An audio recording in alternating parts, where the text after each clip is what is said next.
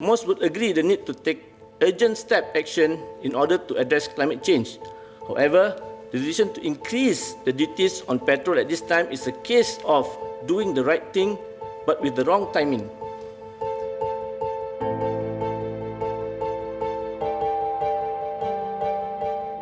The decision to raise petrol duties came like an ill-timed bolt from the blue. The government's move towards a future where electric vehicles replace internal combustion vehicles is arguably one central plank of the Green Plan, nudging Singaporeans to select more environmentally friendly vehicles. However, there is much frustration and unhappiness on the ground with respect to the timing of the hike in petrol prices to support this goal. The main reason for this is that the infrastructure and registration regime for a greater adoption of EVs has not even been rolled out in great numbers, but yet the petrol duty hike was implemented immediately on budget day. Even the road tax rebate is slated only to kick in 6 months later. So many Singaporeans are asking, why do petrol duties go up immediately, all at one go? Did DPM consider a phased and gradual increase of the petrol duties in step with the availability of EVs as a realistic consumer choice and a rise in their numbers on the roads in the years to come? Furthermore, given the economic environment and uncertainty, there is a real prospect of a simultaneous cost of living pain point, with the government committed to raise the GST well before the general elections, and in my estimation at least over a window that traverses 2022 to 2023, after the petrol duty subsidies ends.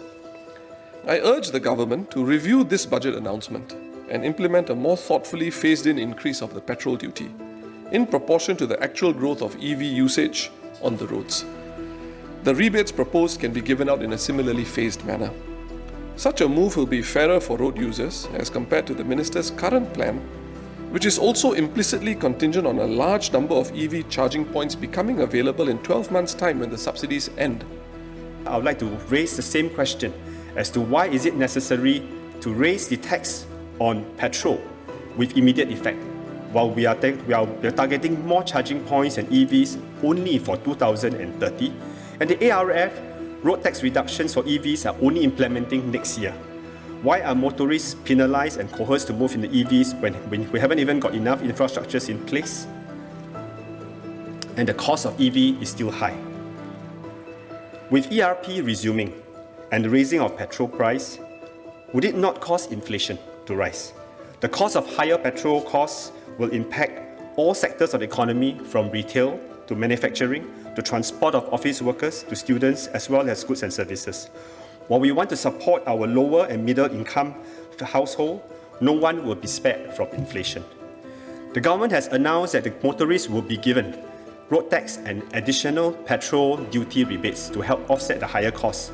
But all these changes is only applicable from 1st August onwards this year, all the way till 31st July next year. May I suggest MOF bring forward the road tax rebates and the additional petrol duty rebates up front to take effect with immediate effect, since the petrol increase is with immediate effect. This will help ease the cash flow for our residents.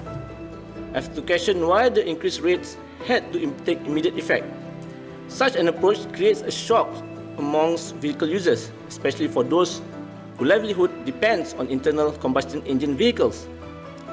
Private hire drivers have been adversely affected for more than a year now as we battle the COVID-19 pandemic. They have seen reduced demand and have struggled to make up for the loss of income. The announcement of higher payouts for drivers in the point-to-point transport sector to cushion the end of surge is also welcome news. However, the increased petrol duties could mean that the money that was meant to bring relief for our drivers would end up being redirected towards government coffers instead.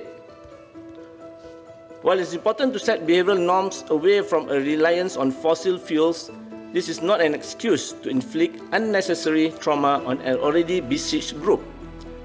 By the time the rebates reach the pockets of the drivers, some of them may have resorted to drastic measures already to keep themselves and their family economically afloat. I'm also concerned that increased petrol duties will lead to increases in the price of other goods, especially the daily necessities.